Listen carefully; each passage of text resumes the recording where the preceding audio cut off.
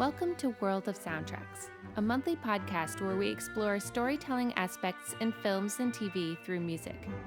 Whether it is comparing book adaptations, observing themes over a series, or microanalyzing the choice of instruments, we look at how the story is told and moves us.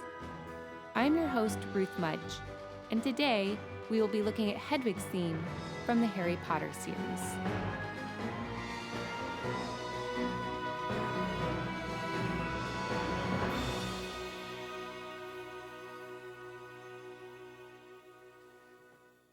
Welcome to all who are new listeners. I realize the majority of my podcasts have been Jane Austen focused so far, so it is fun to branch out for the next few months on the Harry Potter series.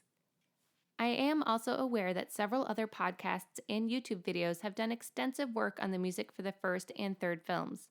So while I will be reiterating some of the information, one of my goals is to show you larger arcs between the films and not just focusing on one. This episode will be focusing on Hedwig's theme and how this very famous theme tells the story and changes between all 8 films. Just as a warning, if you haven't read all the books or seen all the films, there will be spoilers galore. So if you care about being spoiled, go ahead and finish reading and watching and then come back. This podcast isn't going anywhere. We start at the beginning with the first Harry Potter film that was released in 2001, based on the book series by J.K. Rowling. Chris Columbus was the director of the first 2 films. Hedwig's theme, or what is now considered the Harry Potter theme, had an unusual beginning in that it was written first for the trailer. It was, and still is, very rare for the composer to write music for the trailer, instead of the team using already familiar music from other movies or from a databank. The film is rarely completed at this point, still being in editing stages, or adding the music when the trailers are created. Plus, there is a very specific purpose in capturing the essence of the film in the trailer in about 2 minutes. John Williams, who probably needs no introduction, being famous for his scores for Star Wars, Indiana Jones, Jurassic Park, and many more, had worked with the director Chris Columbus before on Home Alone. John Williams had already read the first Harry Potter book, so he was familiar with the material. So even though he usually waited until the whole film was completed before writing his scores, he agreed to write the music for the trailer.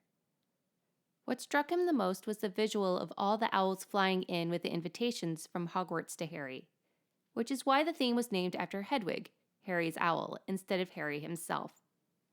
The owls were the messengers to a new world, the world of magic as well as the school of Hogwarts, which would become home to Harry. There are essentially 2 different sections to this track created for the trailer. The main focus will be on the first one, but we will cover a little of the second at the end. One of the instruments that has become associated with this theme, as well as the sound of magic, is the celeste, a keyboard hitting metal bars like a glockenspiel instead of strings like a piano. The celeste was invented in 1886 by Frenchman Auguste Mustel and became very popular through Tchaikovsky's ballet The Nutcracker from 1892, particularly in the dance of the Sugar Plum Fairy.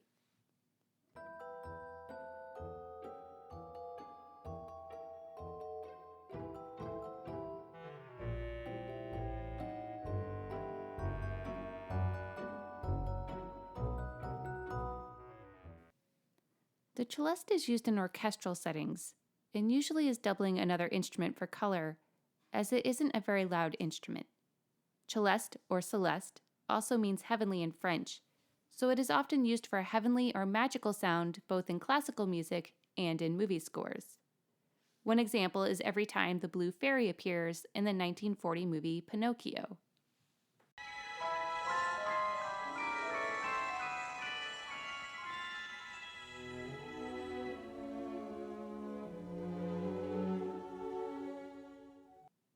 In Hedwig's theme, not only does the celeste give the sound of mystery, magic, and even flight, but is combined with very complicated violin string patterns, weaving and wandering around after the theme is introduced.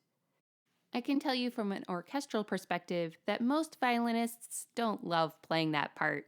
It's a crazy pattern, but it helps to give the image of flying, flitting here and there. This piece is in 3/8, a quick moving time signature often associated with movement in dance. It is also a piece in minor, lending both to the mystery, but also re-emphasizing some of the pathos surrounding Harry, being an orphan and friendless in the beginning. John Williams also uses a few unusual notes that lends to the feeling of being unsettled or odd, giving it a quirkiness, particularly using a tritone near the end of the first phrase. A tritone is known in the medieval era as the devil's interval, being rather dissonant since it's right between a perfect fourth and a perfect fifth. As it goes up a tritone before resolving to the main note of the key, a few odd notes are added again for that slightly off color in the second half before again returning to that tonic or main note. As a cello teacher, this always provides a unique challenge, as my beginners haven't learned where a few of these odd notes are on their instrument yet when they ask to play it.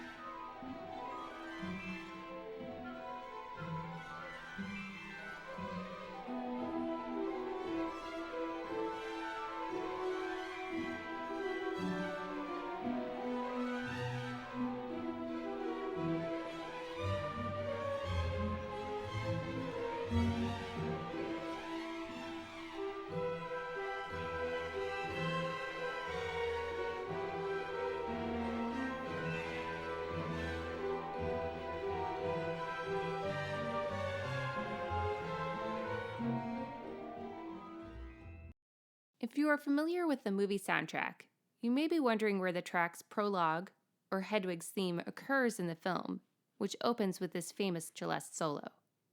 John Williams has combined 3 different versions of his music into the soundtrack of Harry Potter and the Sorcerer's Stone, or Philosopher's Stone if you live anywhere outside of the United States.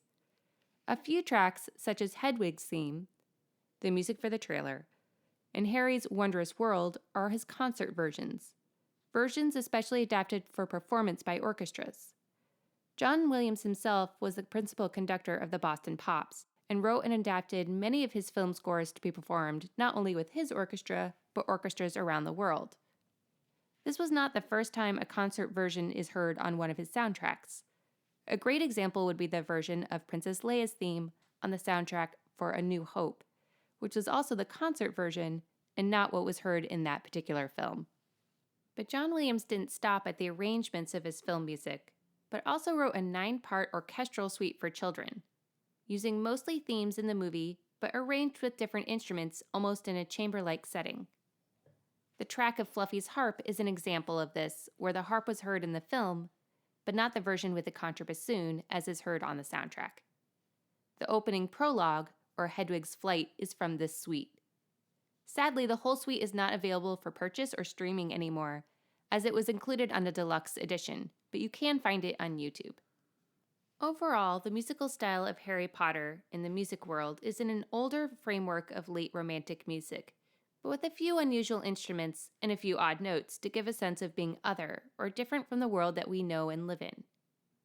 This main theme is also diegetic, which means that the theme is part of the character's world, making it a musical theme from the world of Hogwarts and magic, and not just accompanying it. Partway through the first film, Hagrid is shown playing the Hedwig theme on the recorder. While that version is sadly not on the soundtrack, this is one of several themes throughout the series that is not only heard by the audience, but a part of the world and the characters who live there.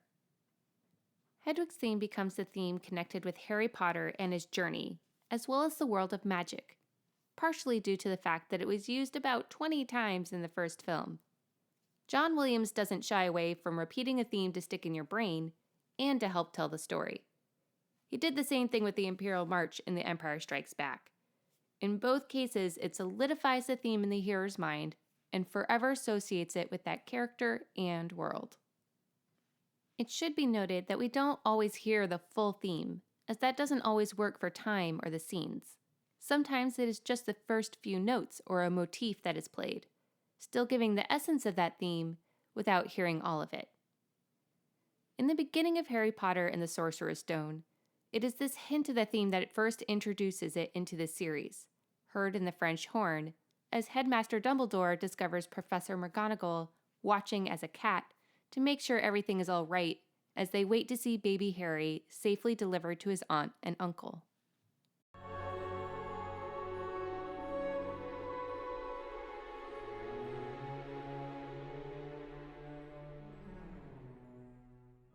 We see the use of magic, and things are being prepped to see Harry, as the theme is partially heard again in the celeste, and then completed in the strings and French horn, as Harry arrives with Hagrid, hearing the swirl of violins as they fly in.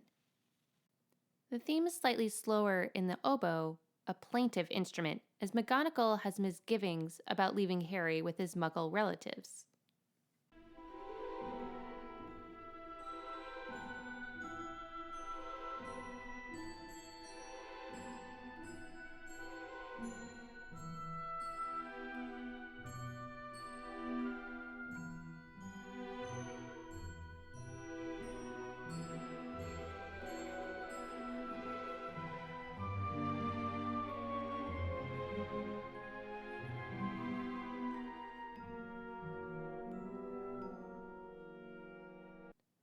Finally, the celeste has a full melody as baby Harry is seen, left with a letter to his relatives and a glimpse of his scar, before the theme grows in brass and choir with the main title.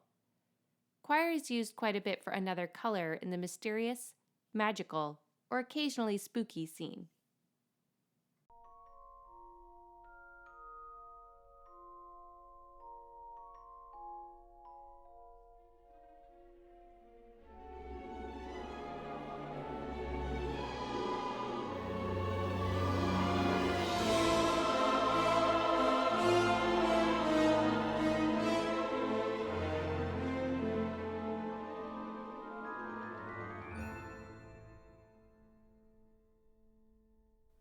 Already, the theme is partially or fully used 4 times in the first 4 minutes of the film.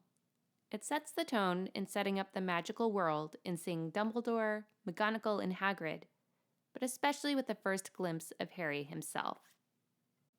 Hedwig's theme is used primarily for 3 ideas and places that are often intertwined together. The first one is for Harry himself, made most clearly as the theme is in its fullest form when Harry is shown as a baby, and then with the titles. After all, he is the main hero. Harry Potter is in each title of the books and movies. Not only is it used for his journey and growth from a young boy to a young man, but used particularly in his relationship in discovering magic in the place of Hogwarts.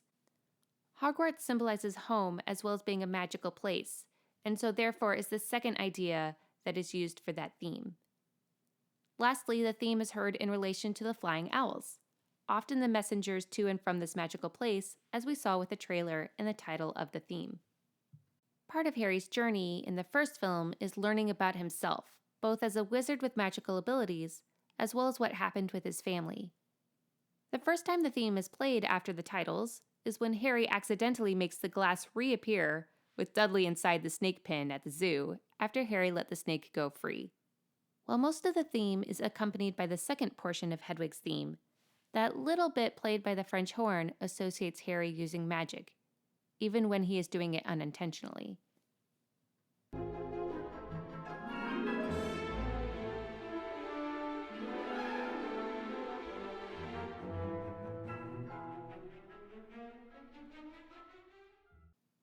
The celeste plays the theme again when Hagrid tells Harry that he is a wizard, and as he finally gets to open his invitation letter to Hogwarts. Then once more with flying strings as Hagrid gives Dudley a tail.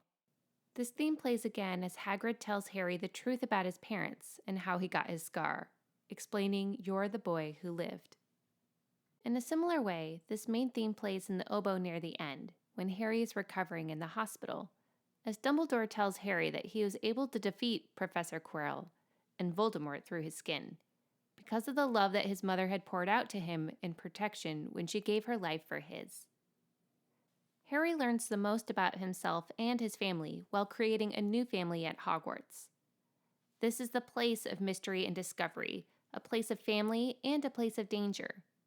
This sense of discovery and magic with a hint of danger is heard as Harry arrives for the first time at Hogwarts. The celeste plays the theme as the train arrives, but it is the addition of choir and brass that give it the epic quality of wonder, magic, and awe, as Harry and all the first-year students, as well as the audience, sees Hogwarts for the first time as they arrive by boat.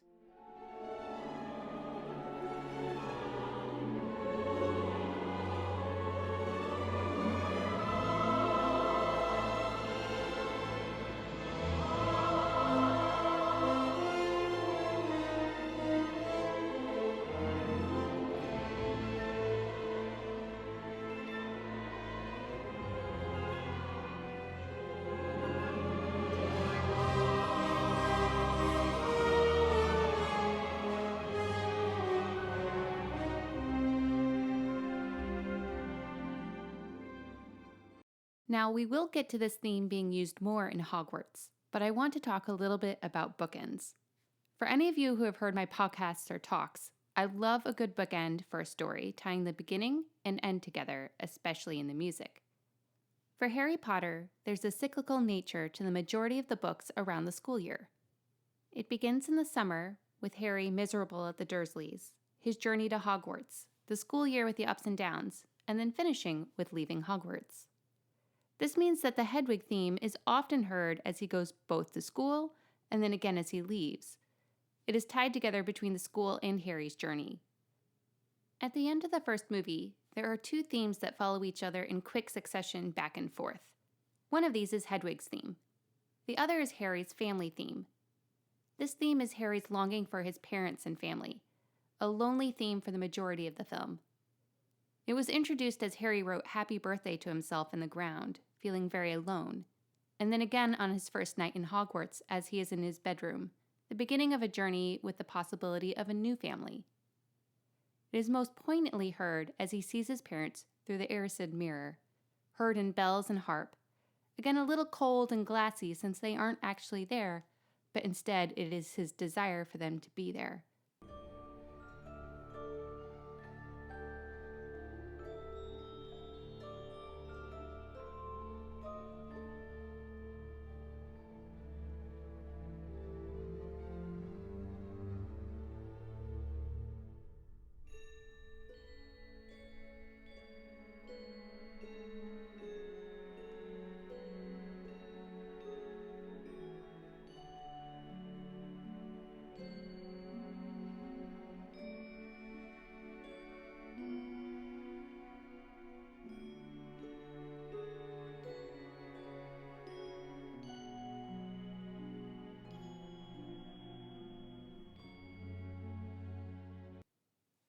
In the end, these two themes come together.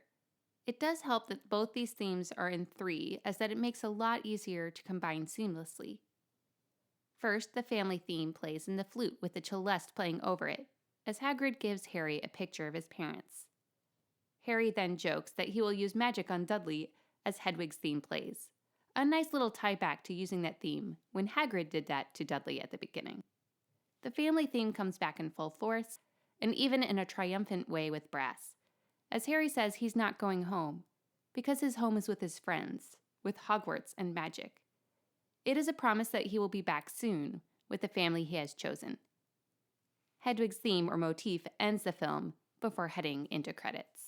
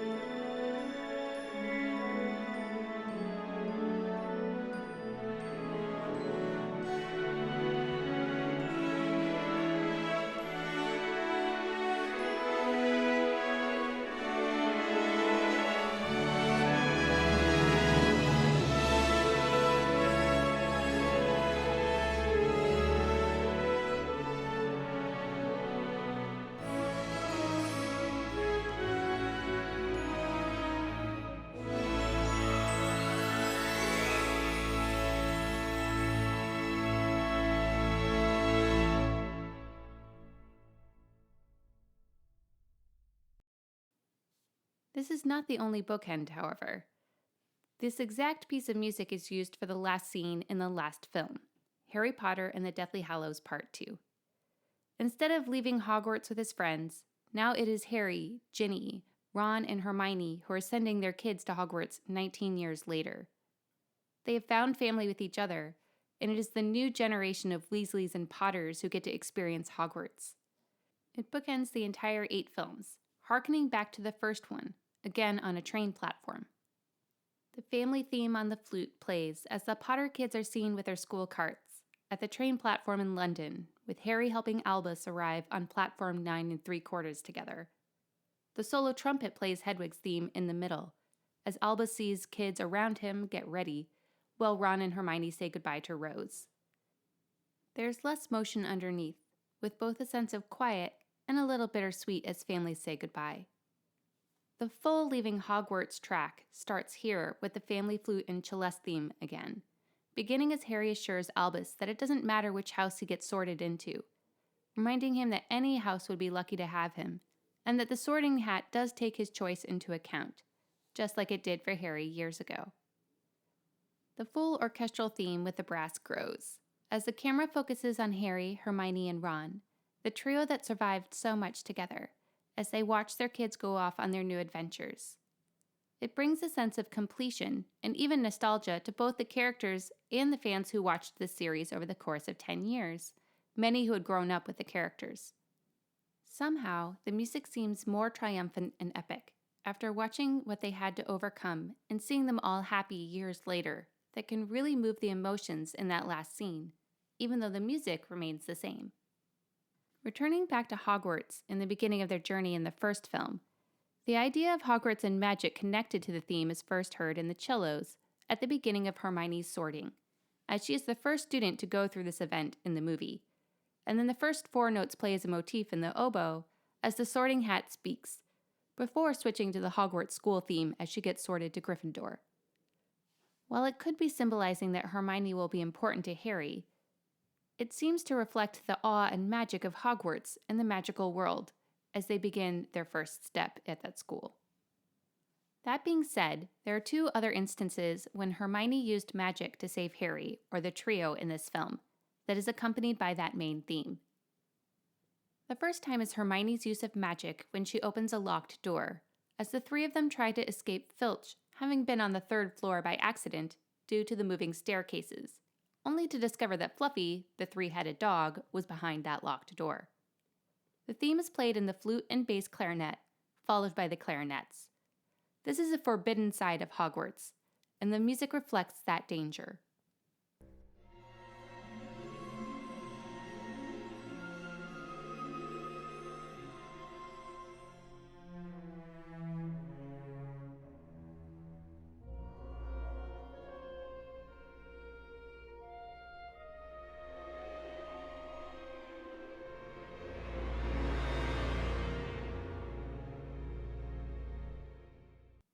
In a similar way, Hedwig's theme plays as Harry is escaping Filch once again, searching for information on Nicholas Flamel while wearing the invisibility cloak before he discovers the mirror on Christmas break. The music has a darker edge as he once again hides, trying to avoid being found in a place he is not supposed to be.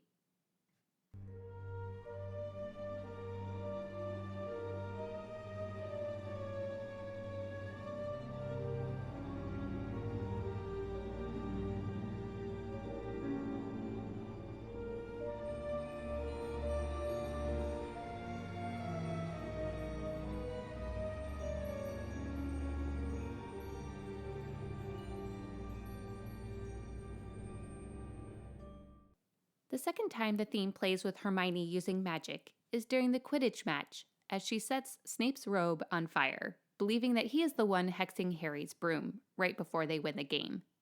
The first part of the theme is played over harp glissandos as Harry is being knocked around on his broom, trying not to fall off.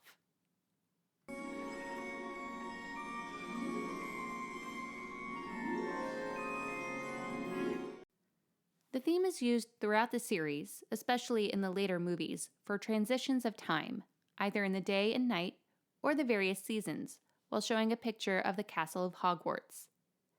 That occurs once in the first film, as the trio decides to sneak out and protect the Sorcerer's Stone from Snape, whom they believe to be the person after it, transitioning to see the castle at night while the theme plays in the French horns. While the larger bookends occurred with arriving and leaving Hogwarts, there is a smaller one connecting the mirror and seeing his parents to his final confrontation near the end of the film, with Voldemort speaking through Professor Quirrell. Voldemort tempts Harry with that same mirror, saying that he could reunite him with his family in return for the Sorcerer's Stone. And so that family theme is heard in a minor unsettled version, the chords underneath quite dissonant, as we know these are all lies.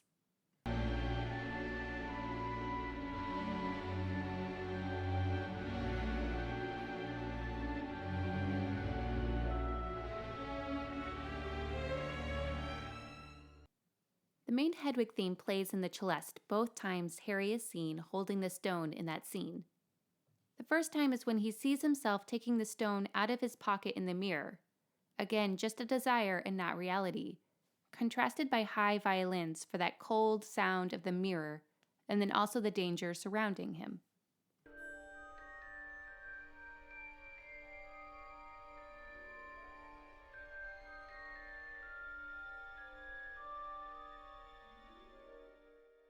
The second time it plays is after he vanquishes Quirrell and picks up the stone at the end. It is a contrast to Voldemort's motifs and the menacing music around it, a sign of magic and hope in the midst of the darkness and lies.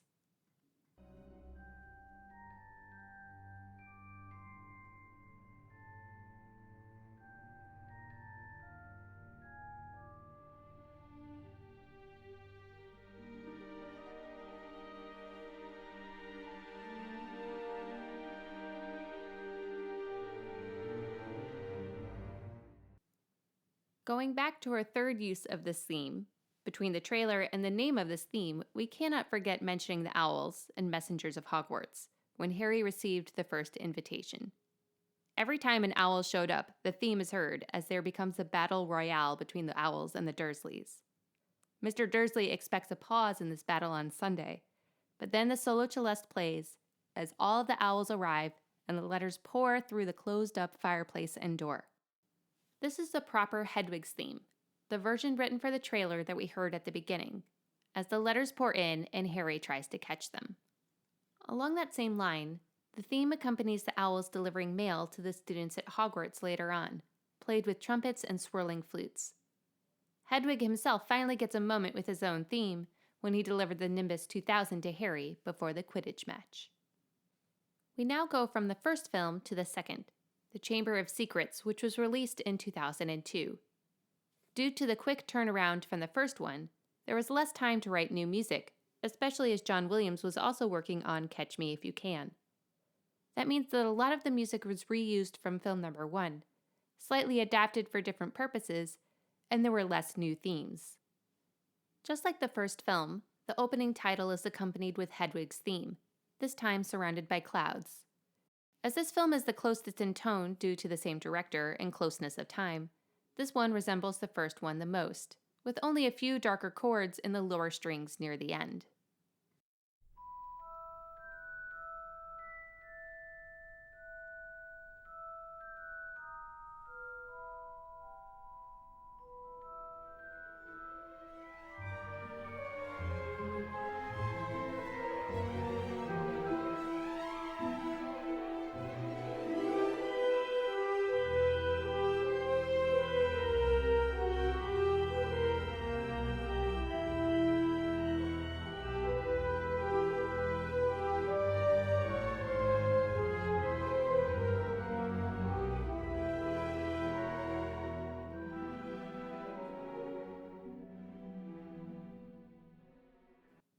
Just like the first film, Hedwig's theme plays as Harry and Ron arrive at Hogwarts, this time in a flying car, and then again in the oboe as Ron asks Professor McGonagall if they will be expelled for how they arrived and arriving late. In a similar fashion, the film closes with this theme at the end of the school year, as Hermione is restored to her friends, followed by Harry's family theme as Hagrid is also restored to the school from prison, and Harry hugs him.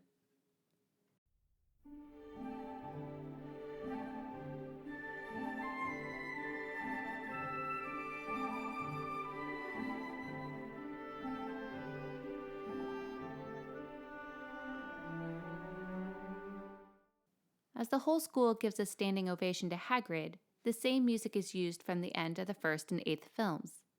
Everyone is happy together at Hogwarts as they finish off the school year after a year of dread and suspicion. The film still keeps the cycle of the school year, but more importantly, the bookends feature Harry separated in the summer at the beginning, missing his friends and family, and now everyone is restored together at the end.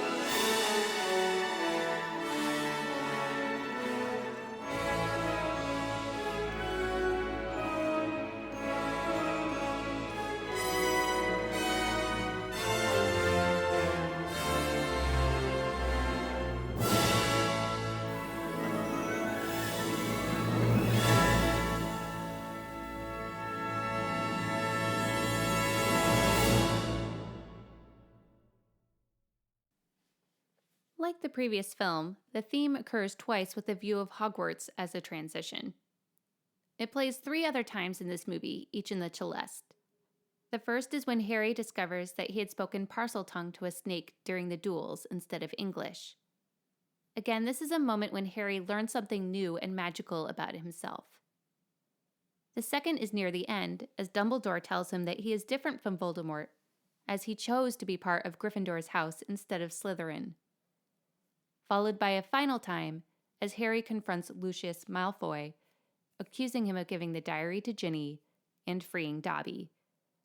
All these choices will affect Harry's journey later on, and are essential into who Harry is becoming. Hedwig's theme is used even less in Harry Potter and the Prisoner of Azkaban, released 2 years later in 2004. John Williams continued to write the music, but the tone shifted both with the story and a new director, Alfonso Cuarón. Chris Columbus had stepped back, deciding he wanted to spend more time with his family. This means that John Williams had a lot more freedom of color choices, as well as style choices and new themes. He used a lot more instruments from the Renaissance period, including recorders, and used a lot less celeste. The third film is often considered his best of the 3, and we will definitely get into that in future podcasts. That being said, the older themes, including Hedwig's theme, was used less. It does, however, continue to open with the opening title, and the celeste plays the theme as Harry tries to practice magic in his bedroom. Since most of it is exactly the same to the concert version of Hedwig's theme, I will only play the end as the harp begins to shift away, repeating part of the theme.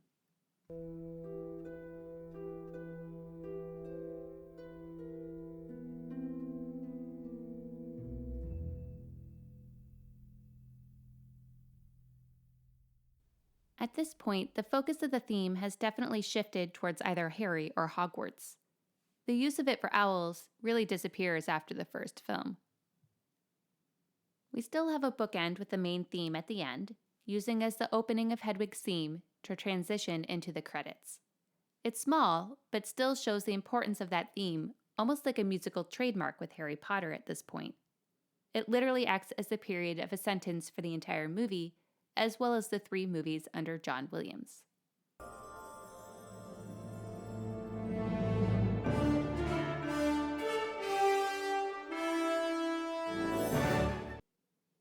The few other times the theme is heard in this movie are again transition points, such as the transition to Hogwarts with snow, including seeing Hedwig flying around, or even seeing the Whomping Willow at the end after all the drama surrounding it throughout the film.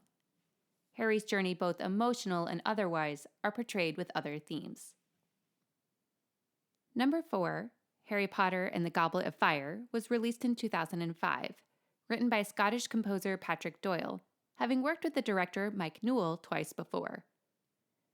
Patrick Doyle was brought on board as John Williams was no longer available, as he was working on the 3rd Star Wars movie and the Memoirs of a Geisha.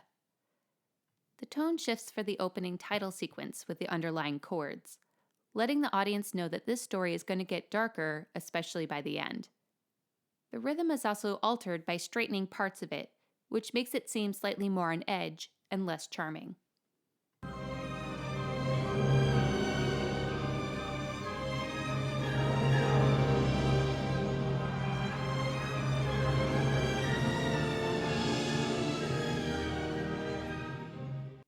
Patrick Doyle also uses Hedwig's theme for the beginning of the credits at the end, again for that bookmark and continuity feeling.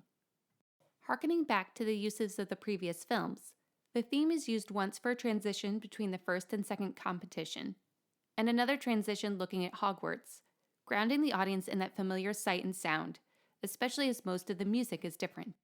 The theme also plays near the beginning when Harry writes to Sirius about his dreams, his scar hurting, and what happened at the World Cup Quidditch match. This is establishing Hedwig's theme as Harry's, something that is explored even more in the later films, before new themes are introduced for Harry's journey in this film, as he tries to understand what is happening to him. We now move on to movie number 5, Harry Potter and the Order of the Phoenix, directed by David Yates and composed by Nicholas Hooper.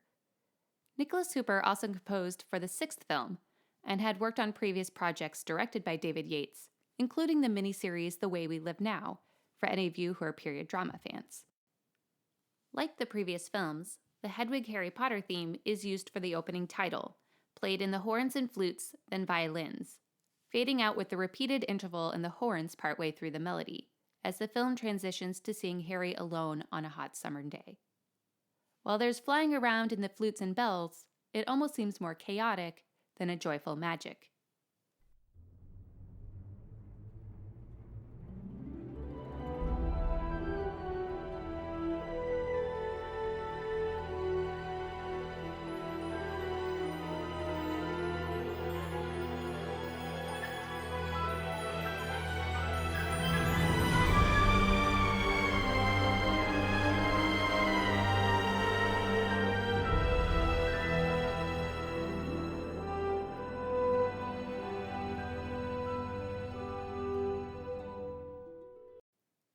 This will be the last time the theme accompanies the title sequence, although it will still open the next 2 movies with the opening Warner Brothers symbol.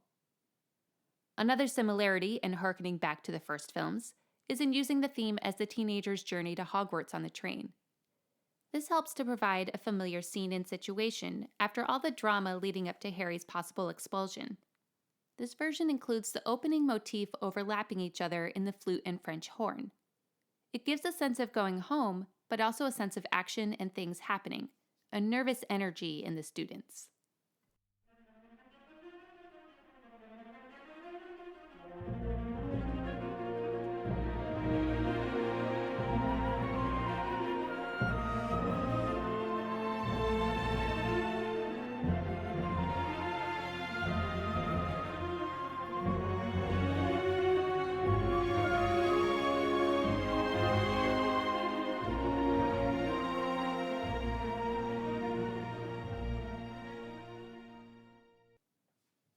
For those of you who love classical music, this reminds me a lot of Smetana's The Moldau, which is a symphonic poem written in 1874, focusing on scenes happening along the river. I just want to play a brief part so you can hear the comparisons.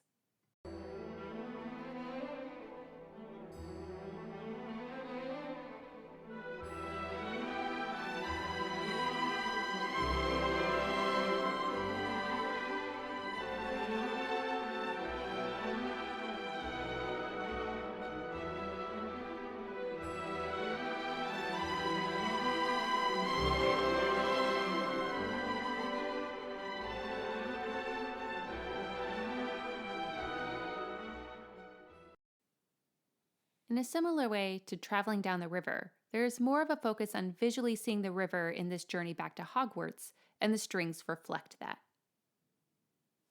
Again, this theme is used for a transition scene showing Hogwarts, this time to night during their first evening back. We do expand past these continuous threads in this movie, the theme being used several times for Harry's journey. It may be fragments, but it still occurs for several key points. The first is while Mrs. Fig walks Harry and Dudley home after their encounter with the Dementors, as she tells Harry that Dumbledore has been keeping an eye on him after everything that happened, with Voldemort returning and Cedric being killed at the end of film 4. The opening part of the theme is played in the celeste. The theme returns in the flute as Hermione states that the students need someone to teach them how to defend themselves, since they weren't going to learn it in their class of Defense Against the Dark Arts, and then turns to look at Harry. This connects to Harry's first time teaching in the Room of Requirement, hints of the theme being played in the celeste again. This is a combination of Hogwarts looking out for the students and what they needed, in this case, a place for Dumbledore's army to learn spells to defend themselves against the dark arts, and Harry teaching. Bells play a fun melody, which seems to be the theme for the room and the students' learning, as the celeste plays the hint of Hedwig's theme as Harry prepares Neville for the first spell.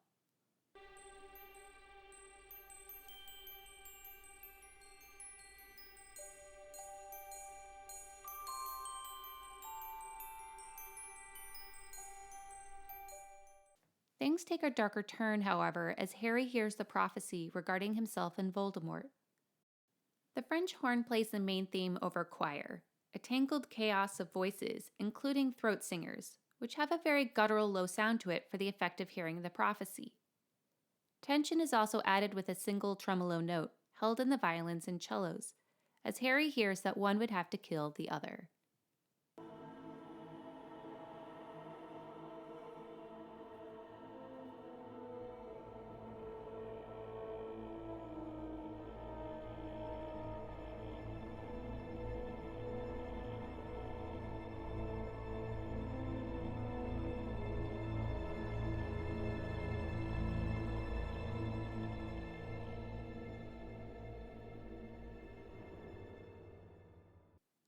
To go along with that prophecy, the second half of Hedwig's theme is played in the French horn, and then hangs on the dissonant note as Harry tells Dumbledore the prophecy near the end.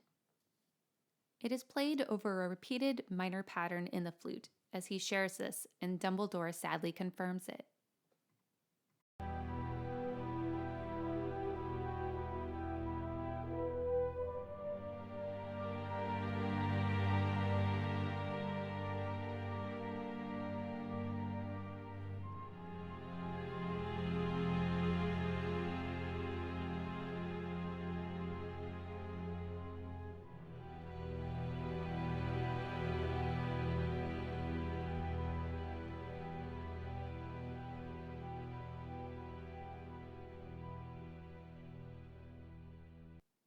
Nicholas Hooper continues this main theme in the opening of the 6th film, Harry Potter and the Half-Blood Prince, a score that was nominated for a Grammy.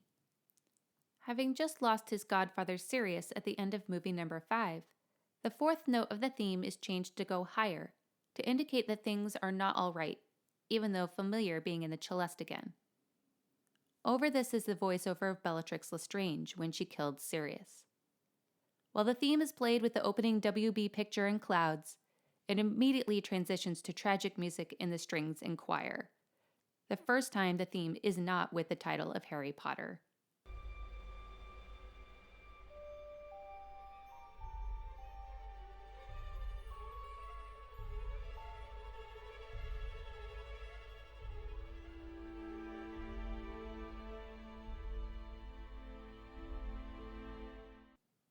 And yes, that is all that was played in the opening.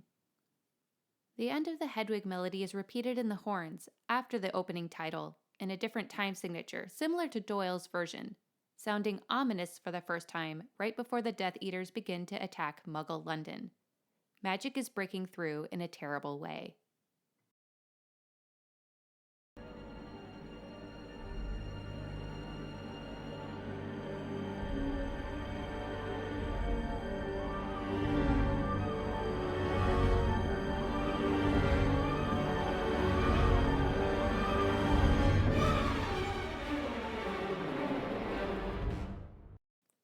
The theme is used sparingly in the 6th film, appearing mostly at the beginning, such as when Ginny sees Hedwig and Harry's things at the Burrow, and everyone starts asking each other in the staircase if they have seen Harry, when he reveals himself that he has arrived.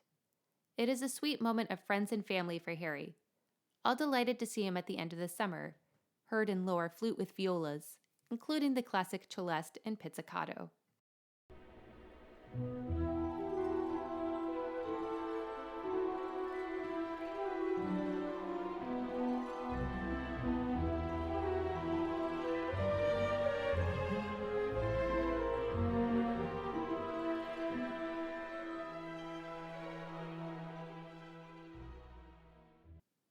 The same music plays again, followed by the French horn taking the melody, as they travel back to Hogwarts on the train, seeing the various students interact before focusing on the main trio, following in the tradition of the majority of the movies previously.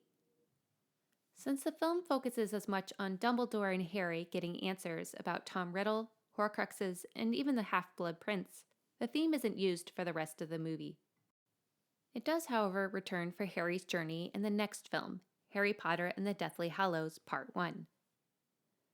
Both the Deathly Hallows films were written by French composer Alexandre Desplat, who has written for quite a few famous films, including The Painted Veil, The Queen, The King's Speech, Julie and Julia, The Shape of Water, The Tree of Life, The Newest Little Women, and The Grand Budapest Hotel. Desplat signed on for the 7th film without knowing whether he would be doing the last.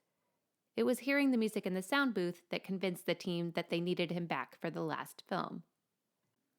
Like the previous film, the Celeste Hedwig theme opens with a WB symbol, but accompanied by creaks and whispers as the W symbol rusts and decays. The theme also drops to a lower key abruptly during this decay and does not finish. The theme continues to be used for Harry's journey, but it also ties things from the beginning as the story comes to a conclusion. For example, when Harry looks into the cupboard that he used to live in, the harp with the reverb or electronics plays a straight version of his theme, leaving it unresolved as he prepares to leave the house he grew up in. The theme plays again in Celeste, as Hagrid tells Harry that they will be leaving together, finding it fitting since Hagrid was the one to bring him there in the first place. The harmonies have changed, recognizing the danger they are in, but it still references back to the beginning.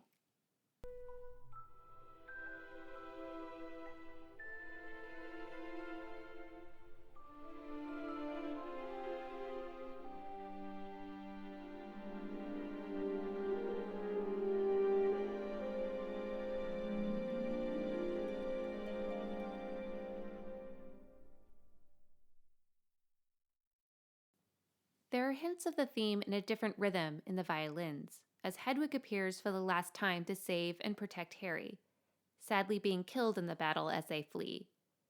It is the last time it is used for an owl, but appropriate for Hedwig's last appearance.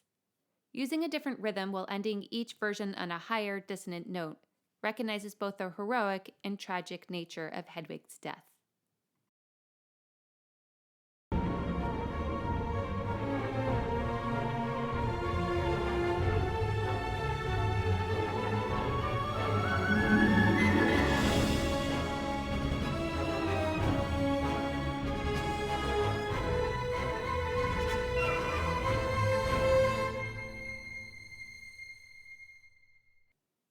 This is not the only death that the theme is used for, as it plays right after Dobby dies in Harry's arms at the end of the film, as Harry grieves, accompanied by solo piano playing the theme. Solo piano is rarely used in the Harry Potter films, often being saved for quiet, intimate moments, bringing the audience into the emotion. Harry has lost another loyal friend who has been with him almost from the beginning, and it also ties back to when the theme was used in the second film when he freed Dobby. The combination of using the theme for Harry's journey, hearkening back to the beginning, but also coming across death continues in the second part. As it is a continuation, it is the only one that does not open with Hedwig's theme in some form. It first appears in the Celeste as Harry considers a deal with the goblin Griphook to hand over the sword of Gryffindor in exchange for breaking into Bellatrix's vault. After a pause, the music continues as Hermione asks if they think another Horcrux is in the vault. This is a continuation of their quest from the first film, but seemingly able to get more momentum in defeating Voldemort. The theme plays briefly but triumphantly later on in trumpets once they accomplish this task, having got the Horcrux, while flying away on a dragon.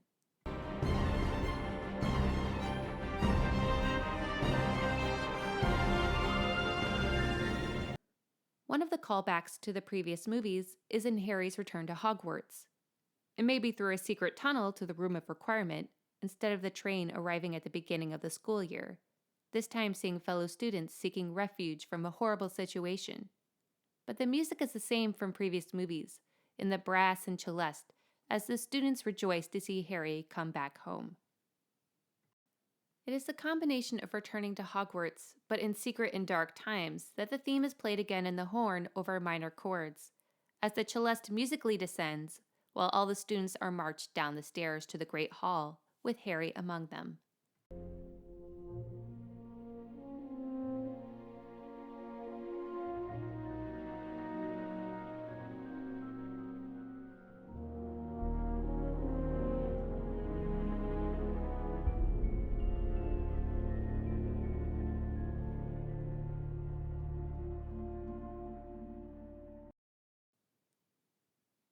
The theme returns with brass and celeste in a triumphant way again, as Snape is defeated by McGonagall in a duel and leaves, with the students rejoicing in the Great Hall, hearkening back to good and joy being restored, even if only for a minute.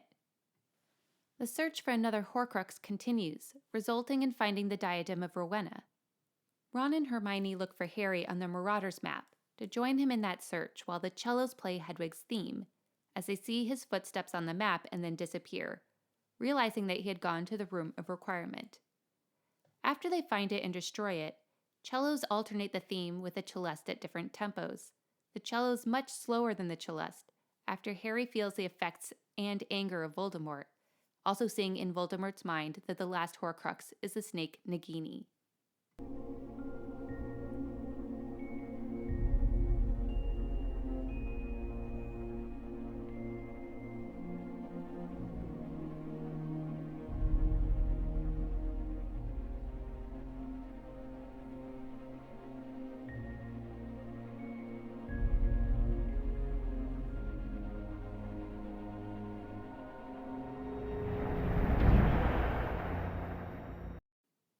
One of the reasons I believe that this main theme is connected to finding and destroying the Horcruxes in this movie is not only because it is an important part of Harry's journey to defeating Voldemort, but because it is after this that it is revealed that Harry himself is a Horcrux and will also have to die so that Voldemort can be destroyed. The theme accompanies Harry in the harp as he walks towards his death after learning this. His whole journey has been leading towards this moment. A journey of love and sacrifice, being protected by his mother to live, but also having a little bit of Voldemort's soul latched onto him when the killing curse rebounded. While his mother's theme of love is one of the main musical themes in this movie, it makes sense for Harry's to play as he heads down the road alone, but also appropriate that the theme remains unfinished.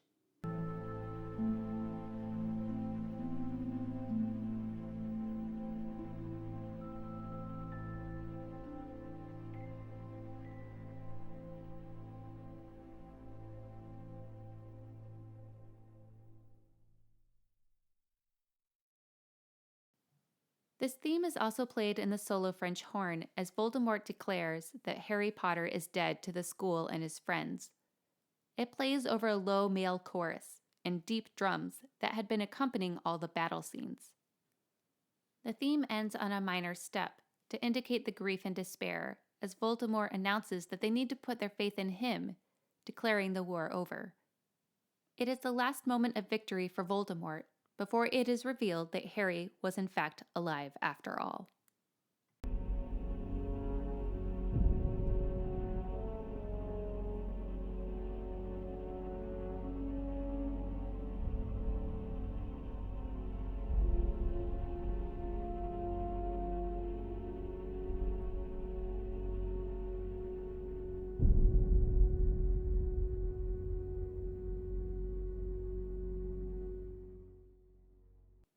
I already talked about the epilogue using the Leaving Hogwarts music to wrap up the series with their kids, but the main version of Hedwig's theme is also used for the beginning of the credits, again giving that sense of completion for the journey and victory of Harry Potter.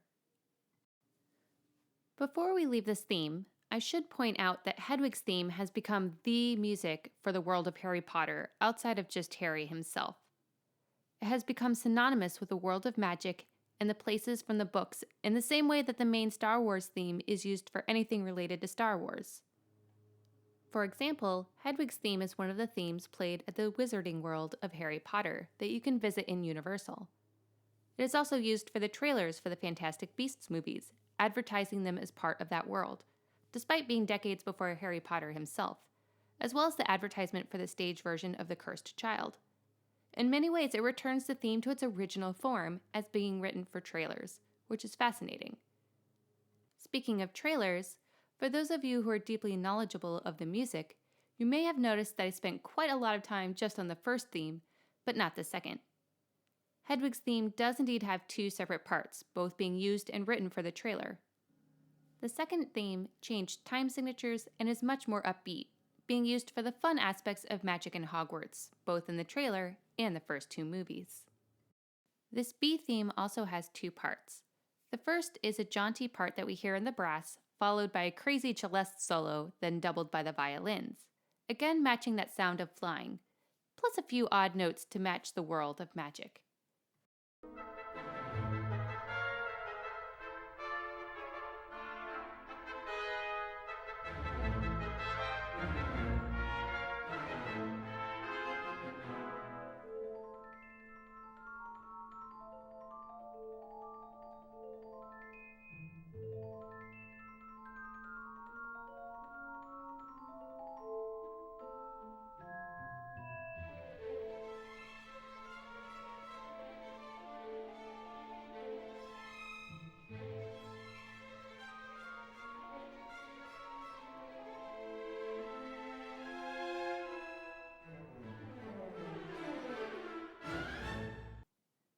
While it is first heard in Harry's visit to the zoo when he magically releases the snake, the best or most prominent moment of both parts is in the flying lesson at Hogwarts. The fun, jaunty part is used while Neville loses control of his broomstick, and the soaring second part of the melody is heard as Harry himself begins flying for the first time, chasing Draco Malfoy.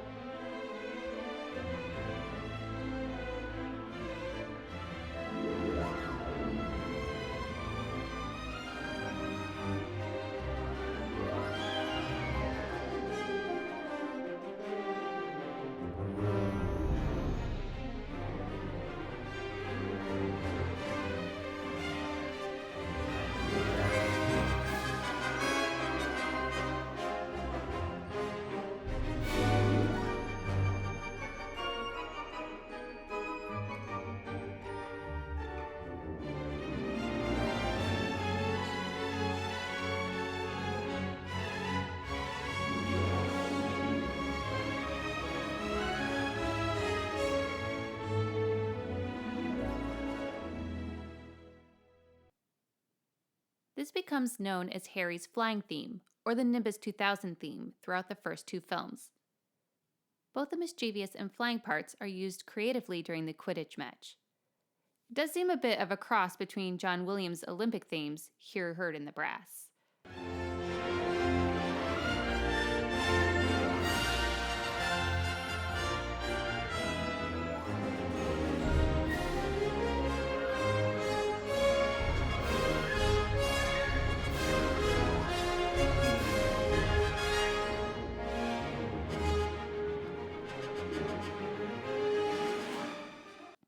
This is then followed by what I would call John Williams' battle music, which resembles his Star Wars prequel music, Attack of the Clones, which came out the following year.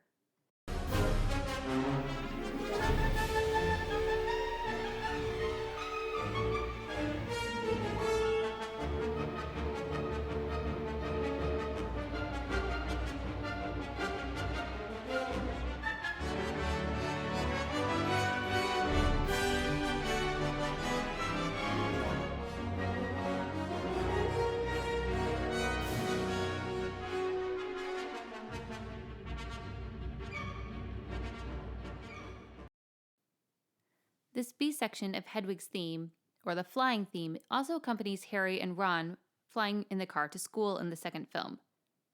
I will say that the most amusing and comic version of this mischievous part is when they take Polyjuice Potion to pretend to be Crabbe and Goyle in the second film, as it involves the tuba.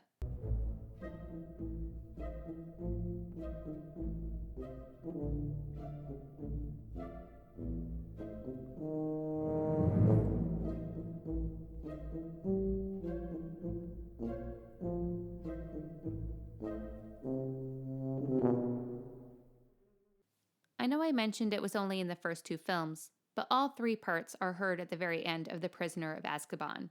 Again, ending those 3 films for John Williams with a very abrupt and almost brash way of ending them.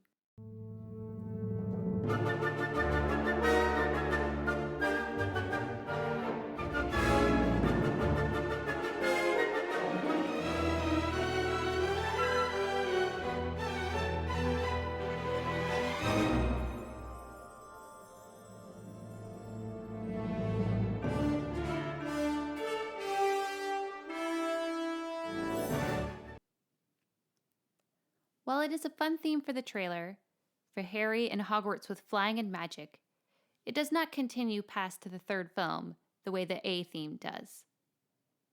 That brings us to the end of seeing how Hedwig's theme is used throughout the Harry Potter series. Sticking around for that much of the same theme is quite a feat. Next month I will be focusing on relationships of all kinds heard in the music, from Harry and his parents, to the trio of friends, to falling in love, to finding family. I hope to see you all there. You can join in on discussing all the musical moments regarding Hedwig's theme, or any other of your favorite themes and tracks in the Harry Potter films, on the Facebook group, World of Soundtracks, or on Twitter and Instagram at WO Soundtracks. Please like and subscribe, share with friends, or even leave a review on Apple Podcasts, Spotify, or Amazon. I highly recommend subscribing so you don't miss when the next episode comes out, hopefully at the end of each month. Until next time, happy listening! A special thanks to all those involved to make this podcast happen, especially Edith Mudge for the title music and Lindsay Bergsma for the graphics. This is World of Soundtracks.